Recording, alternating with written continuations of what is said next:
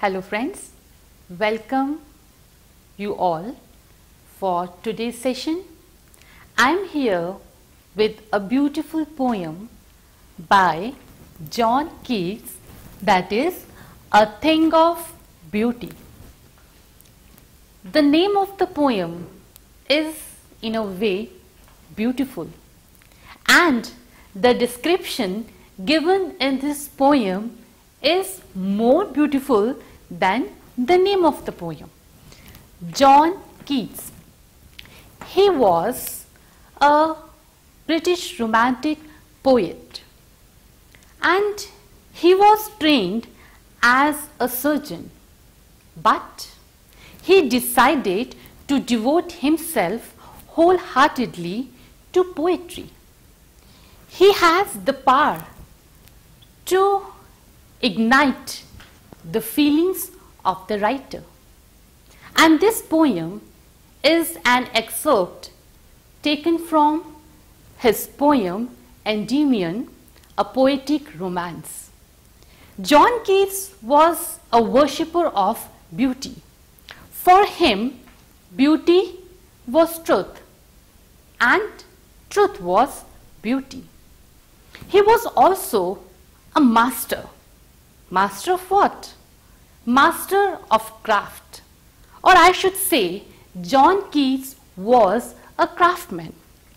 And when you will study this poem, A Thing of Beauty, then you could see that thing, how beautifully he beautified his poem, A Thing of Beauty.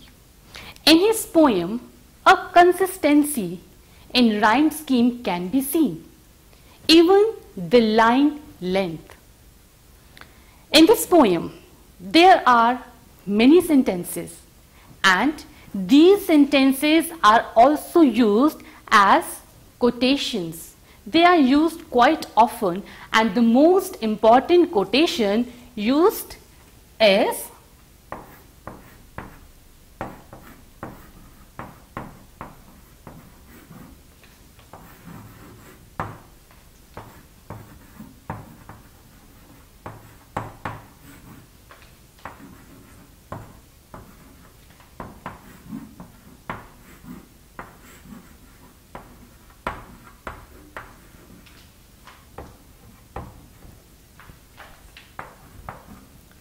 this quote is used quite often, that is, a thing of beauty is a joy forever.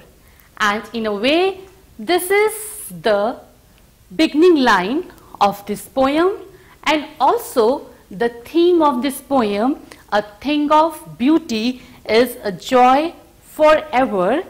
Its loveliness never ends.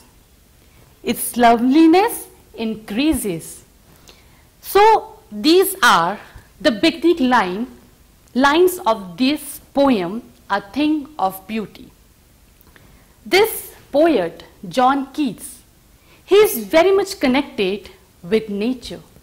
And in this poem, he gives a very good description of the beauty of nature. While he begins his poem, he says, a thing of beauty is a joy forever. This means that anything that is beautiful is always a source of pleasure. And its beauty never fades. It keeps on increases. It never goes to the zero level. That means the beauty never diminishes. It never fades. It keeps on increasing. That is what is described in this poem. And then he gives the benefits.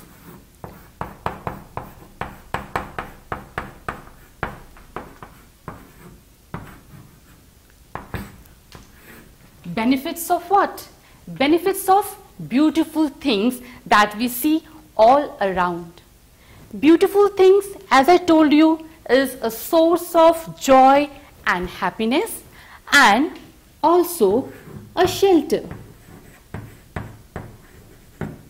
A shady shelter, it is given here.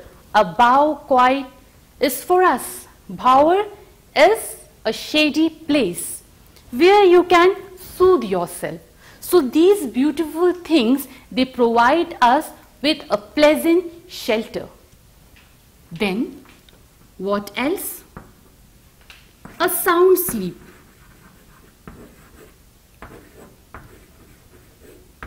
Sound sleep that is full of sweet dreams. Then, another benefit, health. And there is a word, quiet breathing. What it means? It means peace, relaxation of mind. These are the things, or I should say benefits of beautiful things. And here, beautiful thing, the poet wants to say about nature. So in a way, these things provide us with a shelter of relief, a sound sleep that is peaceful, and also a good health. Because if you have a healthy mind, then you have a healthy body. Further, the poet describes us about our sufferings, our sorrows, our disappointments. In spite of despondence, he starts with this word. Despondence is disappointment.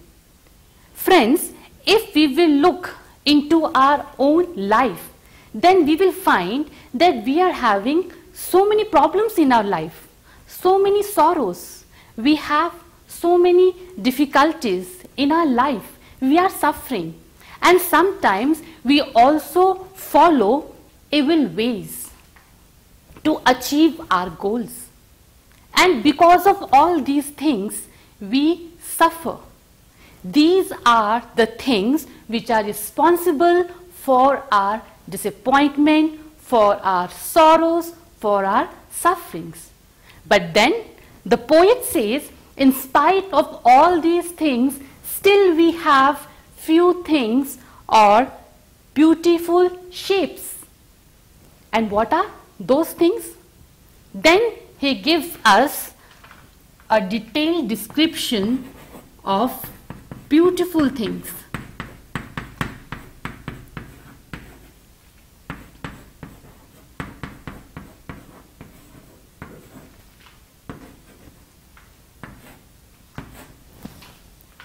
In the beginning, he talked about beauty as a source of joy and bliss.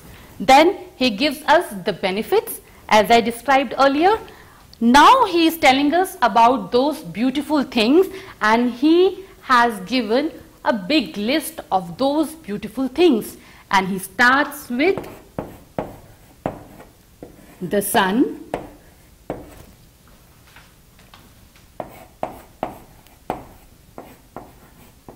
the moon,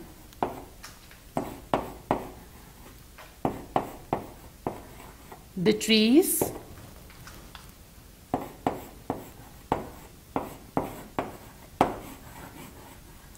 the daffodils,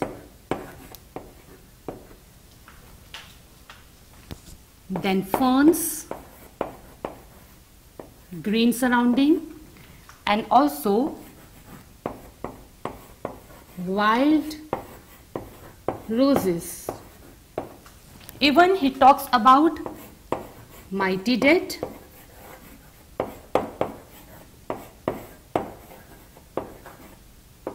and about fairy tales. These are the things which are beautiful according to the poet. The sun in the nature, the moon, they provide us, they calm us, they provide a shelter to a simple sheep. Do you understand? Why sheep? Sheep is a very normal animal and not that much powerful.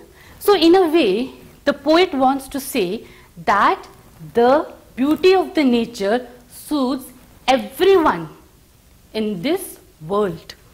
Then daffodils, they are blooming in the green environment.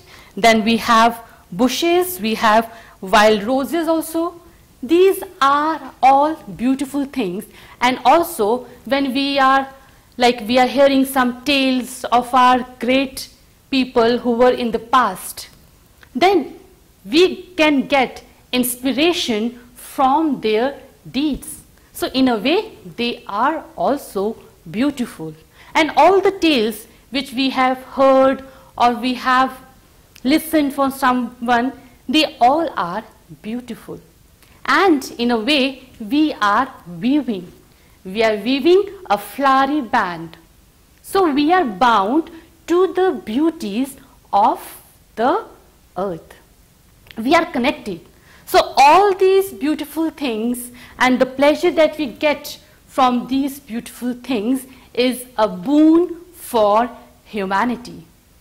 And then at last the poet says, an endless fountain of immortal drink pouring unto us from the heaven's brink. See, very beautifully the poet John Keats brings this poem to an end, and he describes about a fountain. Fountain of what? Fountain, a nature's fountain, and that fountain is pouring an immortal liquid drink or nectar in our hearts, and that is coming from the heaven's brink, from the heaven's edge. So friends, this is all about this poem where John Keats gives a very beautiful description of all the beautiful things that we have in our nature, and whenever we are filled with sorrow, suffering, that covering of sadness can be removed from the beauty of the nature. So this is all about this poem. Thank you so much. Please subscribe, like and press the bell icon. Thank you so much.